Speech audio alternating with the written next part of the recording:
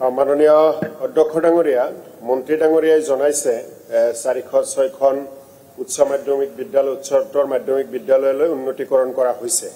এতিয়া আমাৰ প্ৰশ্ন হ'ল যে এই 406খন বিদ্যালয় যে উন্নতিকৰণ কৰিলে তাত কিমানখন বিদ্যালয়ত বিজ্ঞান শাখা আৰু বাণিজ্য শাখা আছে আৰু এই 406খন বিদ্যালয়ত শিক্ষক এতিয়ালৈকে পৰ্যাপ্ত নিযুক্তি দিব পৰা নাই। পৰ্যাপ্ত শিক্ষক কেতিয়ালৈ নিযুক্তি দিব আৰু বাণিজ্য আৰু বিজ্ঞান শাখা যদি তাতে দিয়া নাই দিয়াৰ ব্যৱস্থা কেতিয়ালৈ কৰিব? ঠিক আছে, অনাৰেবল মিনিষ্টাৰ।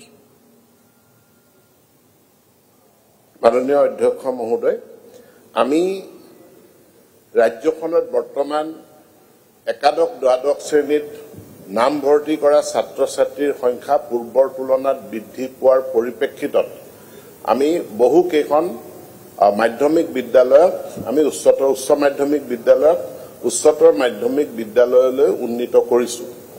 এই কথাটো সঁচা যে এই উচ্চতৰ মাধ্যমিক বিদ্যালয়সমূহত পোষ্ট গ্ৰেজুৱেট টিচাৰ স্নাতকোত্তৰ শিক্ষকৰ পদ নতুনকৈ সৃষ্টি কৰা হোৱা নাই।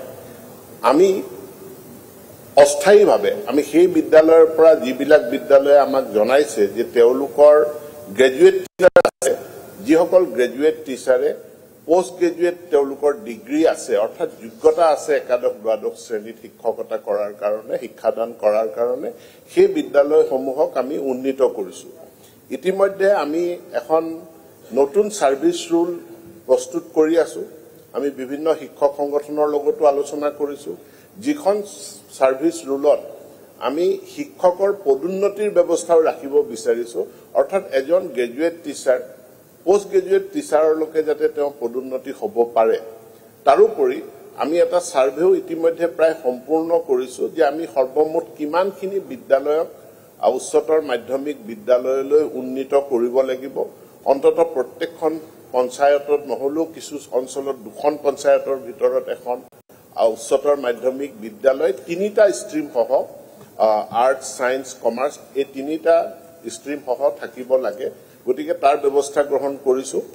প্ৰয়োজন সাপেক্ষে আমাৰ যিখিনি অপ্ৰয়োজনীয় যদি কোনো পোষ্ট শিক্ষা বিভাগত আছে সেইখিনিও আমি চালিজাৰি চাইছো আৰু চালিজাৰি চাই ৰিডাণ্ডেণ্ট বৰ্তমান অপ্ৰয়োজনীয় হোৱা যদি কোনো শিক্ষকৰ পদ আছে সেই পোষ্টখিনি আমি এবলিছ কৰি তাক পোষ্ট গ্ৰেজুৱেট টিচাৰৰ পোষ্টলৈ আমি কনভাৰ্ট কৰাৰ কাৰণে ব্যৱস্থা গ্ৰহণ কৰিছো। ইতিমধ্যে আমাৰ গ্ৰেজুৱেট টিচাৰ পোষ্ট গ্ৰেজুৱেট টিচাৰৰ নিযুক্তিৰ এটা পৰ্যায় সম্পন্ন হৈছে।